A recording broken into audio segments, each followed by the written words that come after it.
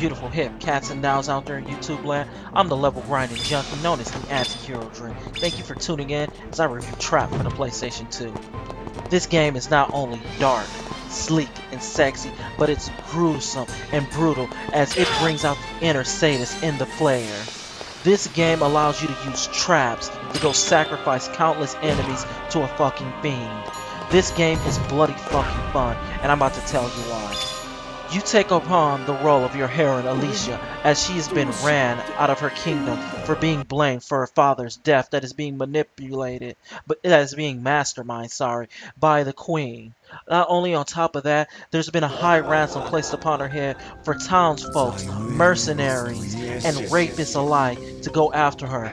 They chase her down and chase her into an old abandoned mansion where a code is placed, a curse upon her head, where now resides a fiend, a demon, which will constantly tell her that she needs to kill, murder, and sacrifice to resurrect it. This is Trapt.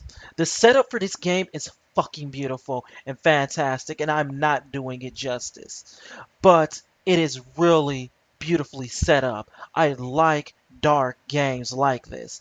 But the sad part is that the narrative is lost in this game due to Japanese voiceovers, that there's not really actually any English there's no English translation. There's English translation, but there's no English voice acting. And most of the narrative really doesn't pick up until the later half of the game, and they try to throw a lot of narrative and a lot of plot at you. So it seems like they were really rushed at the final parts of the game. And that's truly sad for a player like myself who truly enjoys narrative in video games. That's why I love my RPGs. But a narrative aside in this game is fucking fun because it does allow you to go do what I said. It allows you to bring out your inner sadist. It allows you to go kill for the sake of killing. You will place traps. You will go trick and manipulate enemies into falling into these traps, and then they will die in the most brutal or sadistic way you could possibly think of, and it's all down to your choice. That is fun, people, and that is what you get with this game, and there is enough gameplay for that.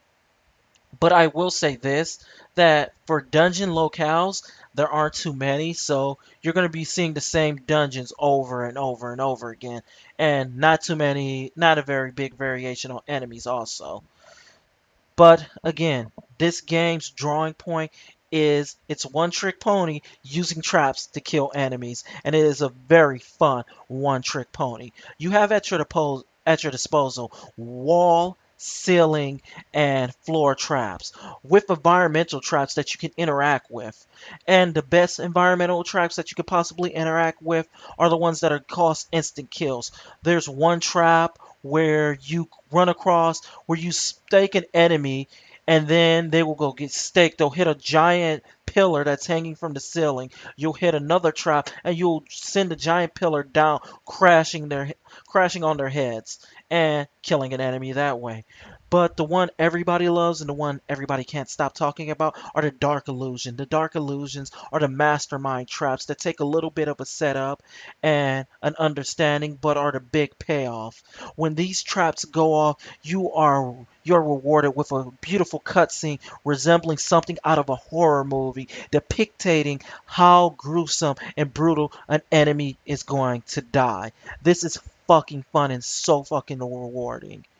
The game is fairly long, and it does try to go throw some side stories in there, which are basically free missions that you get to go around, kill people, rank up on money, and buy more new traps, of course, because that's the only way to get traps with currency, with the in-game currency. Sorry.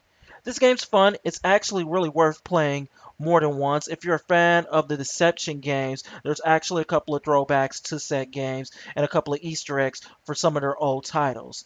All in all, this game is fucking fun. This game is brilliant, and it's truly one of those rare gems on the PlayStation 2 that if you didn't notice, that you're doing yourself an injustice by not fucking playing this. But that's my opinion. Thank you for listening this far. As always, comment, like, and subscribe. And just tell me what you think. Stay beautiful, you sexy, beautiful hip cats and dolls out there in YouTube land. Later.